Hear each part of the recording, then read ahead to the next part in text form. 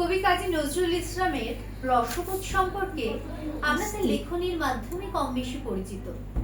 কবিকে যারা ব্যক্তিগতভাবে চিনতেন তারা সকলেই মুগ্ধ হতেন তার ভীষণ আয়েশি আড্ডাবাজ স্বভাব এবং যে কোনো পরিস্থিতিতে খোশ মেজাজে থাকতে পারার দুর্দান্ত ক্ষমতায়। তারই কিছু মজার ঘটনা এখানে তুলে ধরছি।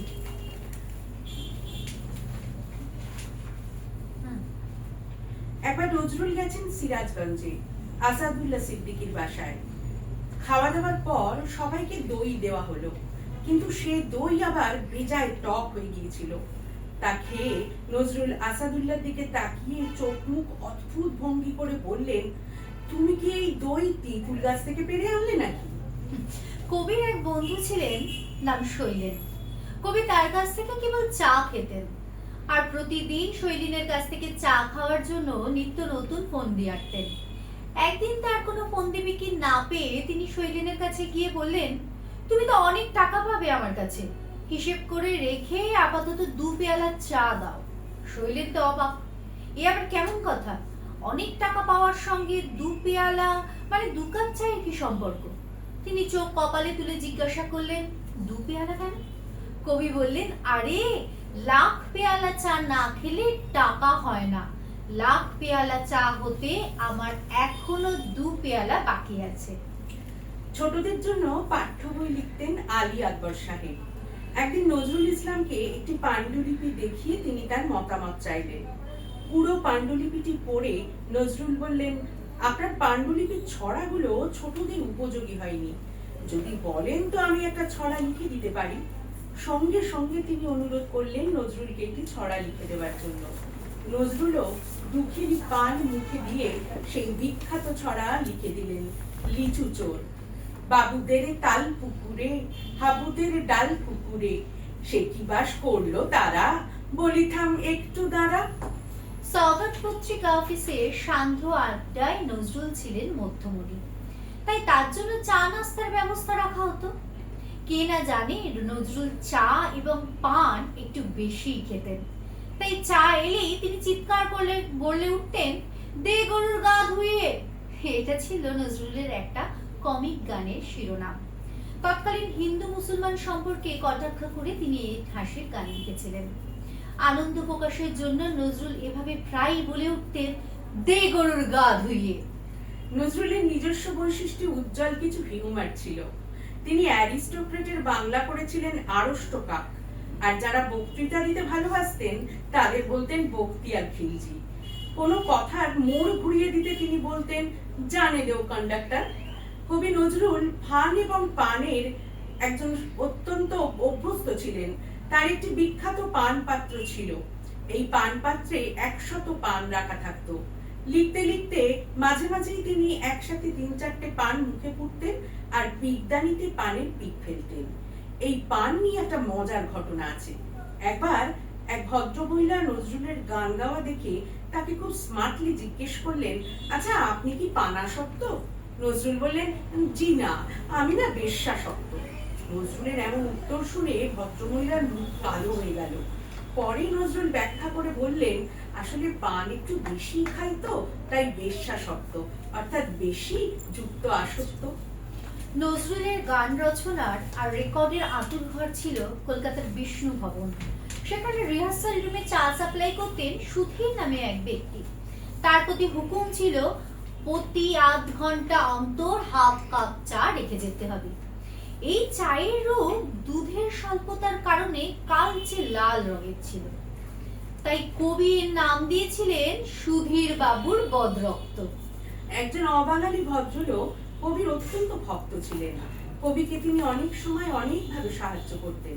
কোনো একদিন কলকাতায় কবির বাড়িতে কয়েকজন অভ্যাগতদের সঙ্গে কবি গল্পগুজব করছেন। সেই অবাঙালি ভদ্রলোকও ছিলেন। একসময় তার সঙ্গে কবির হিন্দি বনাম বাংলা নিয়ে তুলনামূলক আলোচনা শুরু হলো। ভদ্রলোকটি হিন্দি ভাষার জন্য ওকালতি করছিলেন। কবি হাসতে হাসতে বললেন, যাও যাও, তোমাদের হিন্দি ভাষা তো কুকুর বেড়ালের ভাষা। শুনে ভদ্রলোকটি একটু ক্ষুণ্ণ হয়ে বলে উঠলেন, কেউ? অমনি কবি বলে উঠলেন, ওই দেখো, কুকুরের ডাক ডাকলে তো। ভদ্রলোকটি কবির কথায় রাগ না করে হেসে বললেন, হুয়া হুয়া। কবি বললেন, ওই দেখো, শিয়ালের ডাক ডাকলে। আমি ঠিক বলিনি বলো? উপস্থিত সকলেই এই রসালাপে হাসতে হাসতে লুটিয়ে পড়লেন। একবার নজরুলকে তার বন্ধুরা খুঁজছেন। এবারে ওবারে খোঁজাখুঁজি হচ্ছে। হঠাৎ দূর থেকে অট্টহাসির শব্দ আসতেই নজরুলের খোঁজ মিলল। এমনই ছিল নজরুলের হাসির সুনাম। নিজের হাস্যরসপূর্ণ চরিত্রকে নজরুল নিজেই তুলে ধরেছেন একটি হাসির গানে। আমি দেখব হাসি, আমায় দেখলে পরে হাসতে হাসতে পেয়ে যাবে কাশি। আমি হাসির হাসলি ফেরি করি এলে আমার হাসির দেশে। বুড়োরা সব ছোড়া হয় আর ছোড়ারা যায় দেশে। কাজী নজরুল ইসলাম তখন গ্রামোফোন কোম্পানির সঙ্গে যুক্ত। একদিন তিনি ওখানে দোতলার ঘরে বসে আছেন। এমন সময় এক কর্মচারী এসে বললেন, কাজীদা, ইন্দুদি মানে সঙ্গীত শিল্পী ইন্দুবালা দেবী আপনাকে একটু নিচে ডাকছেন। এ কথা শুনে কবি সকৌতুকে বললেন, আরে ভাই, আর কত নিচে নামবো? যমুনা পাড়ের শহর সিরাজগঞ্জে নিখিলবঙ্গ মুসলিম সম্মেলনের আয়োজন করা হয়েছে। কাজী নজরুল ইসলাম সম্মেলনের সভাপতি। কবিকে উপলক্ষ করে দুপুরে বাংলোতে খাবার দাবারের ব্যাপক আয়োজন করা হয়েছে। অতিথিরা সবাই খেতে বসেছেন। খাবার পরিবেশনকারী ছেলেটি কবিকে প্রথমে এক টুকরো ইলিশ দিলেন। প্রথম টুকরো ইলিশ শেষ হতেই দ্বিতীয় টুকরো তুলে দেয়া হলো কবির পাতে। পদ্মার ইলিশ কবি খেতে লাগলেন পরম তৃপ্তিতে। এবার তৃতীয় টুকরো দেওয়ার জন্য ছেলেটি কাছে আসতেই কবি তাকে বাধা দিয়ে বললেন, আরে করছো কি? এত মাছ খেলে শেষকালে আমারে বিড়ালে কামড়াবে যে। সাহিত্য রসিক গজেন ঘোষের বাড়িতে প্রায় তুমুল আড্ডা চলত। সে আড্ডায় কাজী নজরুল ইসলামও শরিক হতেন। একদিন হঠাৎ করে বলা নেই কওয়া নেই টেবিলের ওপর থেকে বই এবং অপ্রয়োজনীয় পুরনো ময়লা কাগজপত্র সরাতে লাগলেন। তাতে ধুলো উঠতে লাগলো। কবির কাণ্ড দেখে ঘোষমশাই বিচলিত হলেন। আরে করছো কি? নজরুল গম্ভীর ভাবে বললেন, অহল্যা উদ্ধার করছি। অহল্যা উদ্ধার? হ্যাঁ, এর কোমল হৃদয় পাষাণ হয়ে গেছে। নজরুল বললেন, এর রিটগুলো পর্যন্ত টিপলে নামে না। এই পাষাণীর মধ্যে প্রাণের সঞ্চার করতে হবে। আসলে টেবিলটি ছিল একটি অর্গ্যান। নজরুলের গানের জলসায় পান থাকবে না তা হয় না, আর পান আর গান এ যেন একে অপরের পরিপূরক। একদিন আসরে বসে গানের ফাঁকে চা মুড়ি পর্ব সেরে নজরুল পান মুখে দিতে যাবেন। এমন সময় এক ছোট্ট মেয়ে এসে মিষ্টি হেসে বলল, তুমি তো পান খাও কেন? নজরুল তার কথায় হো হো করে হেসে উঠে ততোধিক মিষ্টি স্বরে বললেন, গান গাই যে। পাড়ায় নতুন জামাই এসেছে। নজরুল বন্ধুদের নিয়ে ফন্দি আঁটলেন জামাইয়ের কাছ থেকে কিছু টাকা খসাতে হবে। তিনি জামাইকে গিয়ে বললেন, নতুন জামাইদের দরমাপীরের দরগায় যেতে হয়, চলুন, নইলে অকল্যাণ হবে।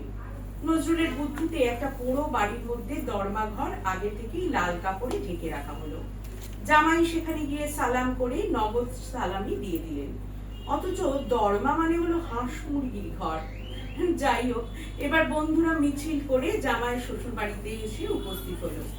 গেটে দাঁড়িয়ে নজরুলের ছড়া কাটতে শুরু করলেন, মাসি গো মাসি, তোমার জামাইয়ের দেখো হাসি, দরমা পীরে সালাম দেওয়ালাম, এবার খাওয়াও মোদের খাসি। আজ এইটুকুই। এমনই মজার মানুষ ছিলেন নজরুল ইসলাম। নমস্কার।